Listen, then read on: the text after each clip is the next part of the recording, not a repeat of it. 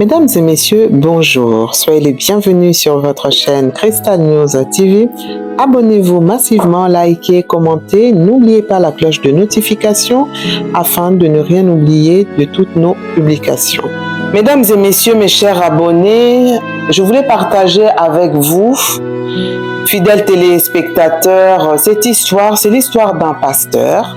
Donc c'est un pasteur qui est toujours en exercice, mais ce qui est bizarre, surprenant dans son histoire, c'est qu'il avait reçu des recommandations divines, à savoir que Dieu lui avait demandé de cesser de porter des chaussures d'hommes et de se mettre à porter donc des chaussures de femmes, à l'occurrence des talons. Donc il a toute une collection de talons de différentes couleurs parce qu'il s'habille en fonction de ses vêtements, donc il faut que ça soit assorti. Et il dit que depuis qu'il met des talons, il se sent très à l'aise, il est confortable et tout pour lui d'exercer avec les talons parce qu'il se sent vraiment très à l'aise et ça lui convient comme ça. Alors moi, ce qui m'étonne, c'est que je ne comprends pas comment est-ce que le Dieu d'Abraham, d'Isaac et de Jacob, celui qui avait détruit Sodome et Gomorrhe, parce qu'il se trouvait que là-bas, il y avait des efféminés, il y avait des gens qui faisaient des orgies, il y avait des gens qui faisaient vraiment des choses abominables que Dieu ne pouvait plus supporter. Sa colère grandissante, il a été obligé, malgré que Dieu a aimé l'homme plus que tout, il a dit il ne peut pas voir ça. Et il avait détruit Sodome et Gomorrhe. Nous connaissons tous l'histoire de Sodome et Gomorrhe.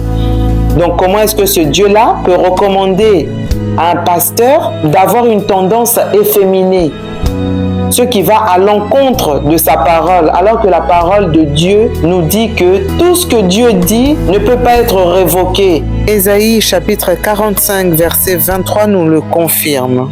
Donc sa parole reste et demeure. Comment est-ce que ce pasteur peut nous dire que le Dieu, le véritable Dieu, lui a demandé ça? Alors moi je suis vraiment scandalisée. La question que l'on pourrait se poser, c'est est-ce que ce pasteur sert-il réellement le véritable Dieu, le créateur du ciel et de la terre, ou est-ce que ce pasteur nous trompe-t-il? Parce que dans les pratiques de magie, dans les pratiques de sorcellerie, dans les pratiques, je dirais, du monde de ténèbres, ce genre de pratique est très rigoureusement recommandé. On recommande à des hommes d'avoir une sexualité qui n'est pas noble, à savoir de sortir avec des hommes, d'avoir une tendance homosexuelle. On recommande aux femmes aussi d'avoir une tendance à sortir avec des femmes et à se faire des partouzes, des orgies, c'est-à-dire tout ce que Dieu n'aime pas. Et puis la plupart des gens aussi, du coup, comme ils sont dans ce genre de pratique, on leur recommande aussi d'avoir un comportement efféminé. Donc on va avoir des hommes qui vont s'habiller en talons, qui vont commencer à se maquiller, qui vont mettre des parures. On va voir des hommes qui vont mettre des vêtements de femmes. C'est-à-dire qu'on va voir tout ça et ça ne vient pas de Dieu. C'est le monde occultiste qui recommande ça. Tout ce que Dieu n'aime pas, eux, ils le recommandent vigoureusement. C'est comme défier Dieu, en fait, en quelque sorte. Regarde ce que toi, tu as créé, regarde ce que moi, j'en fais. C'est ça que le diable cherche à faire. Et les gens qui vont dans ce genre d'église, moi, je suis étonnée que quand ils voient ce genre de choses et que leur pasteur leur explique ça, eux, ils adhèrent à cette vision, ils adhèrent à ce mode de fonctionnement et ils continuent à aller dans ce genre d'église. Et ils trouvent ça tout à fait normal que leur pasteur s'habille en femme. Non, c'est pas normal. Comment voulez-vous être sauvé si votre berger est dans la confusion et l'égarement? C'est impossible que vous puissiez trouver le bon chemin puisque lui-même, il est déjà désorienté. Déjà, je dirais, ne respecte pas les normes de base que Dieu recommande pour sauver. C'est compliqué. C'est compliqué, c'est pour ça qu'il faut vraiment veiller vraiment là où on met les pieds. Parce que la Bible nous dit veiller sans cesse, prier sans cesse. Thessaloniciens chapitre 5 verset 17 nous le confirme. Mon peuple périt par manque de connaissance. Osée chapitre 4, verset 6 nous le confirme. Et ça, c'est vraiment l'ignorance vraiment flagrante.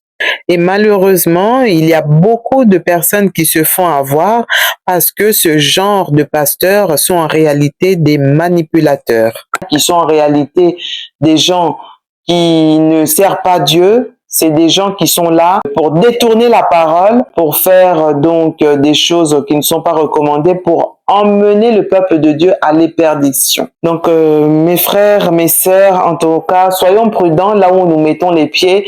Quand tu vois qu'il y a des choses qui ne sont pas normales, interroge ton Dieu, il t'ouvrira l'œil spirituel, tu pourras voir des choses cachées. Jérémie 33, verset 3 nous le confirme. Invoque-moi et je te répondrai. Cela nous permettrait de faire l'analyse spirituelle de ce qui est recommandable. Parce que j'ai été troublée vraiment par ce pasteur et de voir qu'il y a des gens qui sont là, qui le suivent. Donc voilà, c'était vraiment le message que je voulais partager avec vous, c'est-à-dire que soyons prudents, soyons vigilants, nous sommes tous des sentinelles. Donc un sentinelle, il veille. Donc veillons vraiment à tout ce qui se passe autour de nous parce que il y a des gens qui sont là pour nous emmener à l'erreur, pour nous tromper et ce genre de pasteur, voilà, il en fait partie, ce n'est pas possible. Ce n'est pas possible vraiment. Et je suis scandalisée de voir que ils sont sans gêne. Ils passent par les réseaux sociaux. Ils se manifestent même dans des quartiers, dans les villes. Ils sont là de visu partout et finalement ils se sentent à l'aise parce que il y a personne qui se lève pour leur dire que non, ce n'est pas bien ce que vous faites. Non, Dieu ne peut pas vous recommander ça. Non, le Dieu que nous servons interdit formellement ce genre de pratiques qui sont une abomination aux yeux de l'Éternel. Une personne qui a des tendances efféminées n'est pas tolérée devant Dieu. Non, dévoilez votre identité parce que leur identité réelle, c'est qu'ils sont des agents de Satan. C'est ça en fait. C'est des agents de Satan qui sont rentrés dans l'église pour justement dérouter les enfants de Dieu du bon chemin. Qu'ils ne puissent pas pratiquer correctement les recommandations divines et les emmener au dernier jour à l'enfer. Parce que le diable, sa mission, c'est ça, c'est voler, dérober, égorger. Donc c'est ça, il ne veut pas être tout seul. Donc sa mission, comme il est là, c'est prendre un maximum d'enfants de Dieu pour les emmener à l'enfer.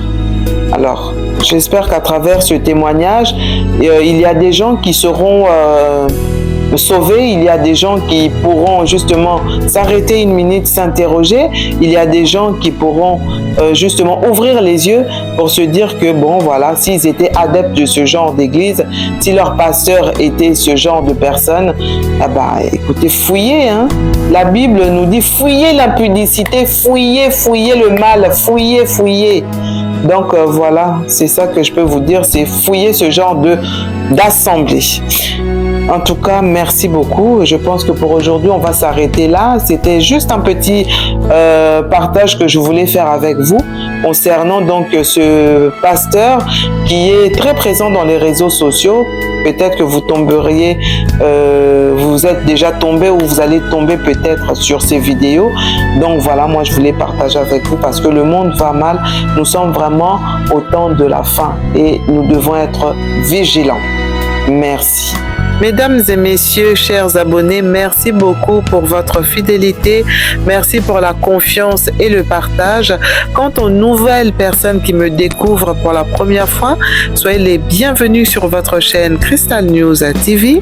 Abonnez-vous massivement, likez, partagez. À vous les claviers, n'oubliez pas d'activer la cloche de notification pour ne rien rater de toutes nos publications. Quant à moi, je vous retrouve dans un prochain numéro et je vous dis bye bye.